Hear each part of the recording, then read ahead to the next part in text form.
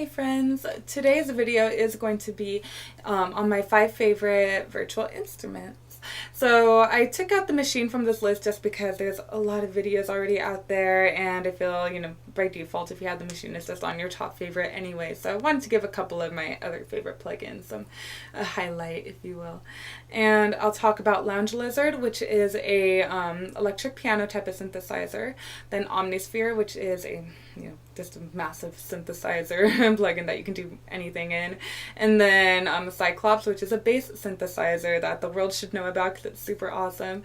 And then after that, I'll talk about Analog Strings, which is from Output. It is it's a plugin that you have to open within Contact Player from Native Instruments. And then after that, I'm going to talk about Wavetable. Now, Wavetable is a little unique in that it's not a plugin that you can go and just purchase online and stick on your computer. It comes within Ableton Live Suite 10. So that's why I kind of stuck it at the end there, because it's not really something you can go out and just buy. You have to have Ableton 10 Suite in order to use it. So it's not accessible to everybody, but it's definitely worth still watching because it's a really, really cool synthesizer. But we'll just do a couple demos. I'll talk about my favorite key features, and hopefully you discover a fun new plugin. Okay, so first plugin I'm going to be talking about is Lounge Lizard. As I mentioned earlier, this is a electric piano plugin. It has some Rhodes sounds, some Wurlitzer sounds, a bunch of other electric pianos, and it very nicely replicates the sound of it. I know it'll never be the real thing, but it does a beautiful job at trying. And so I'm going to go on ahead and just play the default patch. It opens up just on a Rhodes.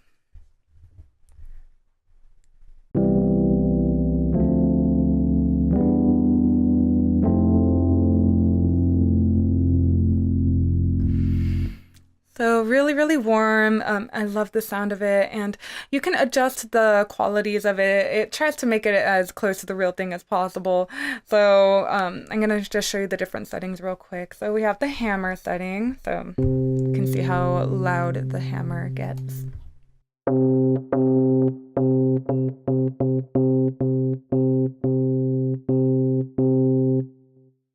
So I like my hammer a little on the quieter side myself, but I'm sure there's other applications where it's a lot louder. So we have the fork. It has 2 different knobs. I'm not too sure about the mechanics of a Rhodes, so honestly, I don't know how to compare it to the real thing, but we can hear how it sounds.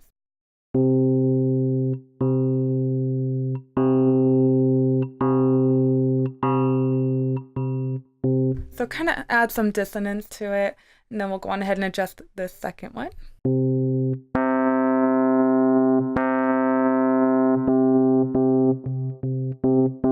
So it kind of gives it a little bit of a distortion, a little fuzziness. And then the pickup, we can adjust the symmetry.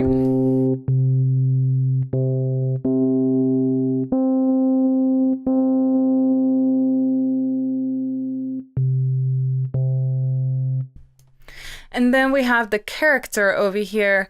The character, I don't know what they do, to make it sound different. It doesn't really give you any adjustments on here on the character, but you can definitely hear the difference. So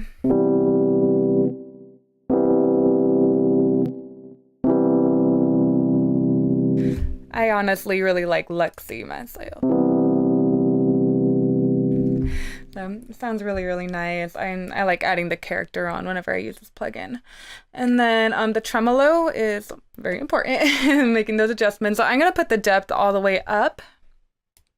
Okay, just so that you can hear the difference. So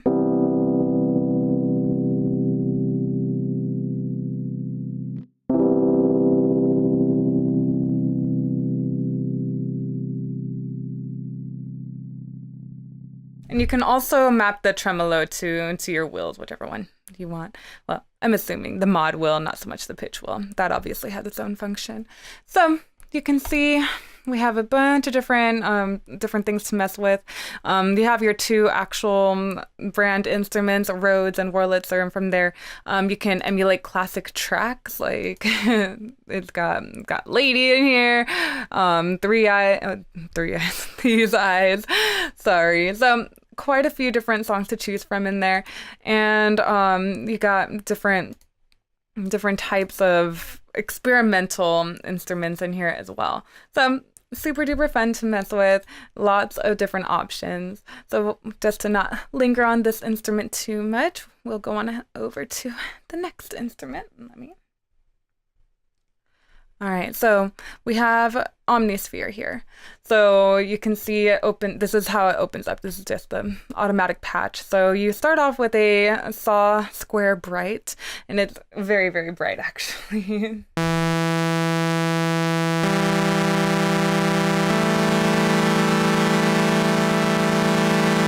So from there, you can stack on 3 other oscillators, so 4 in total, which is a good amount of oscillators. I think the most oscillators I've seen in one plugin is with Toxic Biohazard. I think it has like 6. That's the most I've seen in one, but let me know if you've seen more. The more the merrier. So you of course can start stacking on. I'm just gonna go with the default patches on here.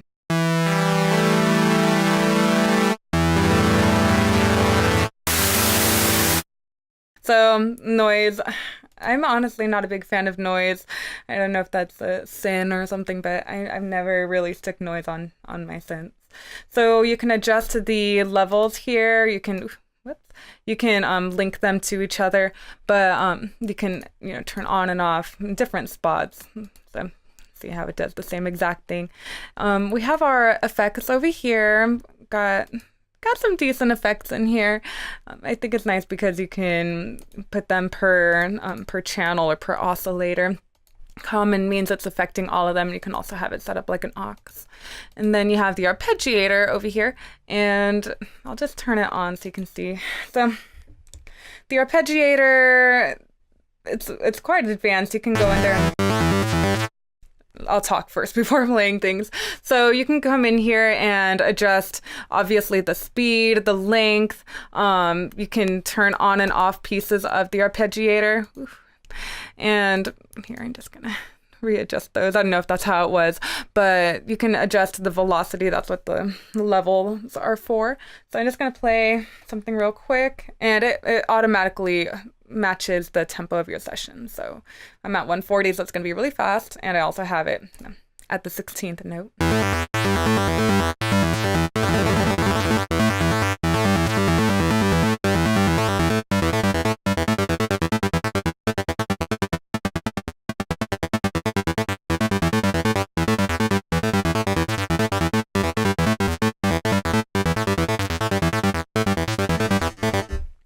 So you can just have a lot of fun with the arpeggiator. I use arpeggiators sparingly because there are a lot. And here you can kind of mess with some of the main portions of everything, how many voices you want. And then the orb, I honestly don't use the orb too much. It's kind of its own living thing, if that makes any sense. So I don't want to turn it on because I have had experiences where it crashes it. So I'm just going to, you can take my word for it. I'm sure there's a lot of videos out there on the orb. And actually Omnisphere has a iPad app. That's originally why I got my iPad to begin with, but I never found myself using it. I really like clicking things versus using the knobs on my controllers. And I don't know if I'm weird, but I like clicking on things. So anyways, that's a little bit on Omnisphere. And then we'll go on ahead and move over to Cyclops. Let me turn it on.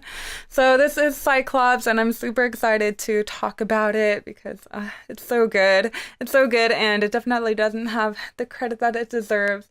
So this isn't so much your nice, like, warm, like, simple sine wave bass synthesizer. It definitely has a lot of low end to it, but it's almost like an attention grabbing kind of bass to it, not something that just adds low end to your track. But I'll stop talking and demonstrate it to you. So let me octave down a bit. Maybe that's too much.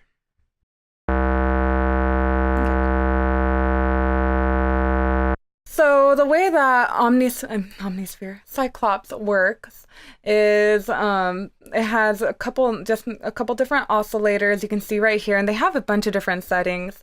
So if I were to You have Analog Sync, Saw Regimen, which looks like a bunch of little Cyclop robots, and FM synthesis. So you have a bunch of different things. I really like Analog Sync. You can choose between some of the hardier waveforms between the saw, square, and triangle waves.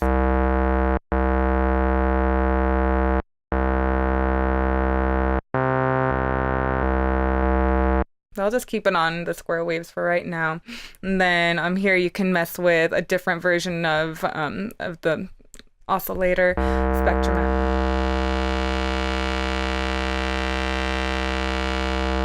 And you can combine them however you want, of course.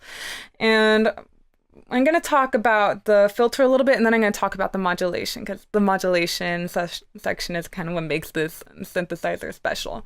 But I feel that for the filter, they use the same filter as Wow Filter, which is another Sugar Bytes product. I'm not sure. I'm speculating, but it sounds very, very similar. So I'm going to turn on vowel mode because it just sounds awesome.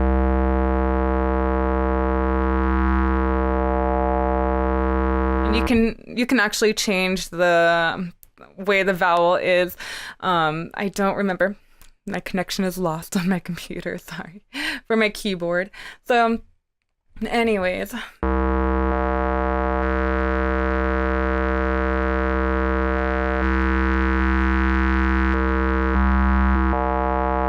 So you can change the different vowels and the different sounds of the vowels, because obviously, different ways of saying A sound different. So from there, you can go in there and start automating things, or modulating, sorry. Now, my favorite modulation area is right over here, so I'm going to highlight this. So this allows you to modulate in time, which is perfect for everything. And you can see how it has different subdivisions. And I'm just going to start all the way at the bottom here. So when you look at these little rectangle line things, these coincide with the knobs right here. So you got this that maps this. So see how there's 3 knobs right here and 3 lines here. So it goes with the different sections. Ooh, did something there. Okay, it goes with the different sections of the plugin. So I'm going to just mess with the morph knob right here, and we're going to modulate it to the wheel, to the wobble amount. There's a bunch of different ways that we can modulate, but wobble amount is where we want to be. So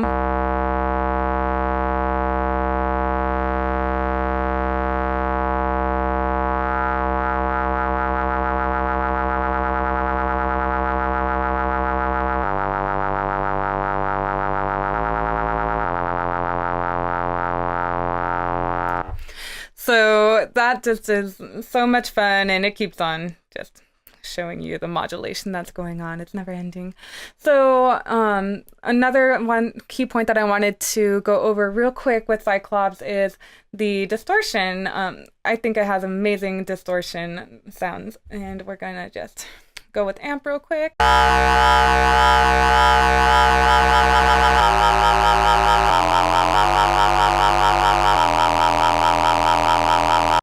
So you can adjust, obviously, the wet to dry. That's basically what this knob is.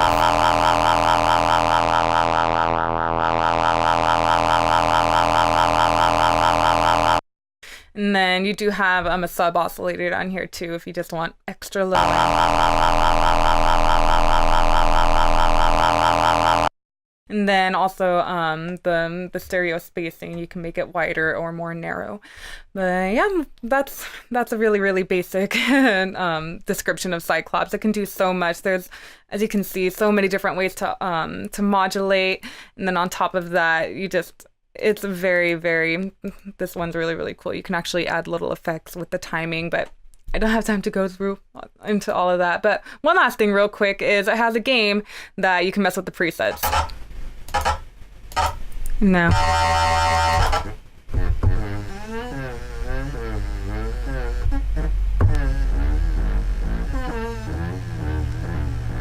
So it's just a fun way to try out different presets while playing a game.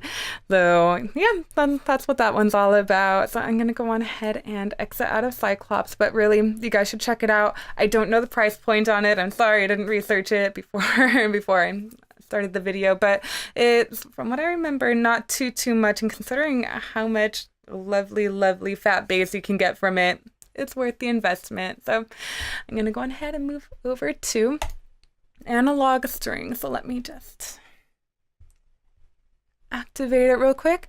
All right, so analog strings, it has to be opened within Kontakt Player. It's not so much a standalone thing. So I have Kontakt open, obviously. Now I'm just going to come over to the edit section. So I had turned off the previous layer. So they call it layers, which makes sense. I'm probably going to accidentally call it an oscillator as we talk about it, because I feel like it kind of works like an oscillator, but it's a layer. So you have all of your standard attack, decay, sustain, release going on here. You can actually mess with the pitch with those same knobs. But what I want to talk about is the sample library, how beautiful it is. So again, I just have A turned on so that we can hear everything individually. So we have our one shots area, and I'm just going to go through a couple of these. Just really, I was about to try to sing those.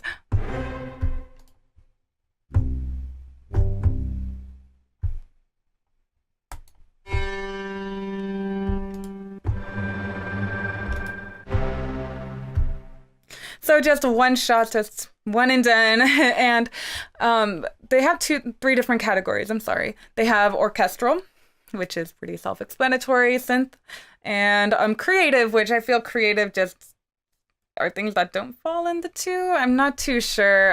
It could be things that have been morphed or things that have been manipulated, not so dry sounding as the orchestral or synth.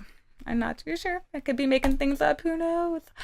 So we also have pads, which are going to be things that are more lush, things to put in the background, have slower attacks, longer decays.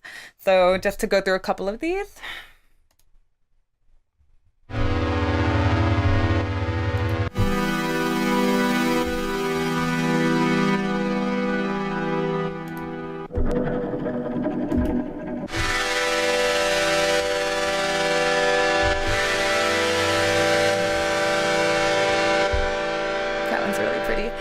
All right, and then tape. I don't know what exactly tape means. All I can assume by the little icon here is that it's just pieces that were taken out of a larger sample or an entire song, because it kind of looks like just that's my interpretation of that picture. And I would think it's called tape because you can, it's like you're cutting tape. I don't know. So we'll go on ahead and listen to them, because I can't hear any real tonal quality difference. But anyways, here's what it sounds like.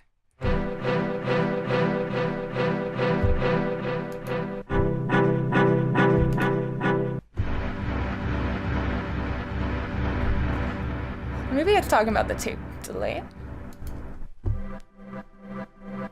That's probably what it is.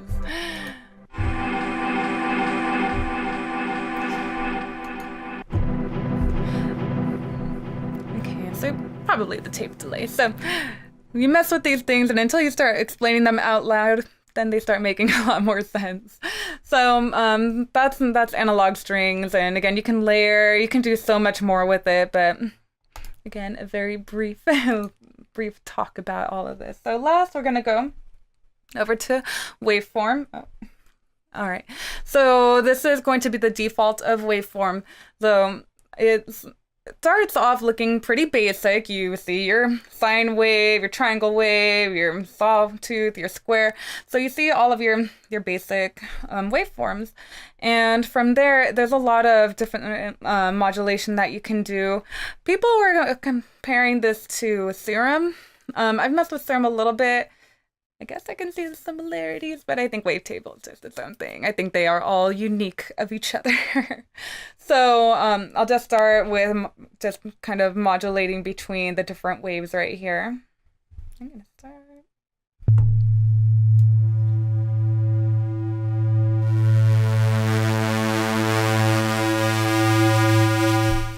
So I love that you can just stop anywhere between the waves as they are turning into each other. I think that's really, really cool. You can, like most things, you can automate it to an LFO, to any parameter, really. So, aside from your basic shapes, you can go in here and mess with other different sounds. So, beating, and I just love the animation of the waves.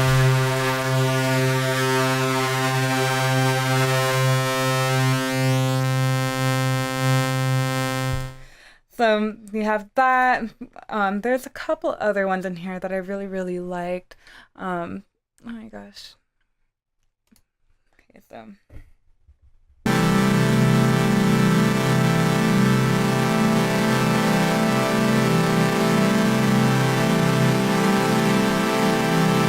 I just love it. And then not only does it have just your standard basic waves, you can come in here and, mess with some formants, and they just draw them out so nice.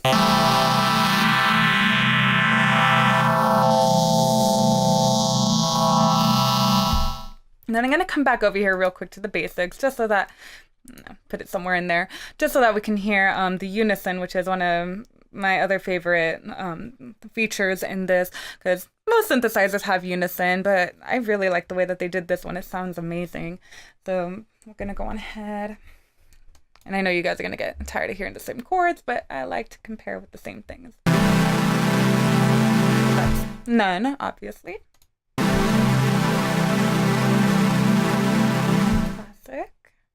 Shimmer is just so beautiful. And then here we'll add just voices.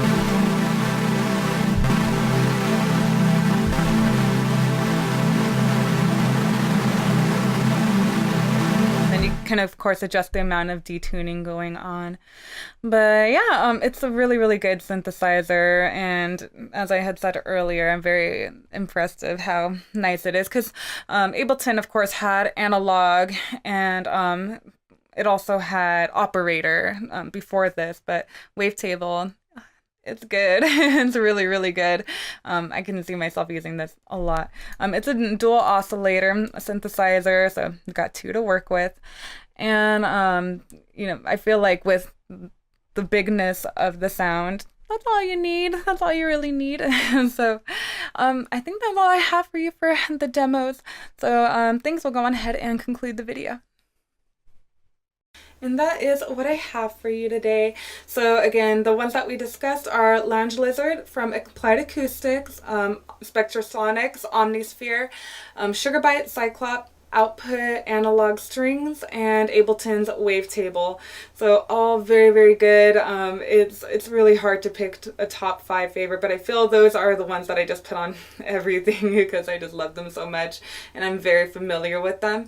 So I'll try and see if I could put links at the bottom. I've never really put links to companies, but I'm going to try to do that for you so that they're easy to access. And if you like this video, go on ahead and subscribe. And if you have a friend who likes synthesizers and plugins, share it with them so that they can maybe find something new, because there's nothing like buying a new plugin. It's just so much fun to have something new to play with. But thank you again for watching, and until next time, bye.